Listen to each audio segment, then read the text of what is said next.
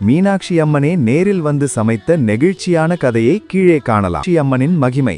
ஒரு பக்தருக்காக சமைத்த அன்னை. பக்தரின் பணி. மதுரையில் ஸ்ரீனிவாசர் என்ற தீவிர பக்தர் கோவிலில் சமையல் செய்யும் பணியில் ஈடுபட்டு வந்தார். பக்தரின் சோர்வு.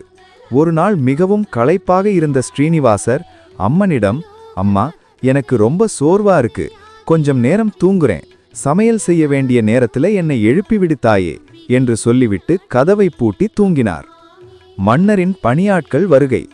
திடீரென கதவு தட்டப்படும் சத்தம் கேட்டு திடுக்கிட்டு எழுந்த ஸ்ரீனிவாசர், ஐயோ, அம்மன் என்னை எழுப்பவில்லையே, பிரசாதம் தயாராக இல்லையே என்று பயந்தபடி கதவை திறந்தார். அங்கே மன்னரின் பணியாட்கள் பிரசாதத்தை எடுத்துச் செல்ல வந்திருந்தனர். நடந்த அதிசயம். பயத்துடன் உள்ளே சென்ற ஸ்ரீனிவாசருக்கு பெரிய அதிசயம் காத்திருந்தது. சர்க்கரை பொங்கல், புளிசாதம் என அனைத்து பிரசாதங்களும் மணக்க மணக்க தயாராக இருந்தன. மூக்குத்தியை காணவில்லை.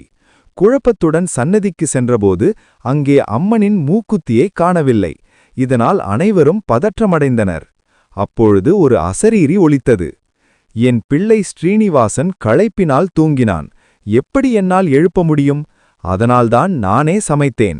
சமையலறையில் போதிய வெளிச்சமில்லாததால் என் மூக்குத்தியை கழற்றி வைத்து சமைத்தேன். அது அங்கேயே இருக்கிறது என்று அம்மன் அருளினார். ஸ்ரீனிவாசர் இதை கேட்டு அம்மனின் அன்பில் நெகிழ்ந்து கண்ணீர் மல்க நின்றார்.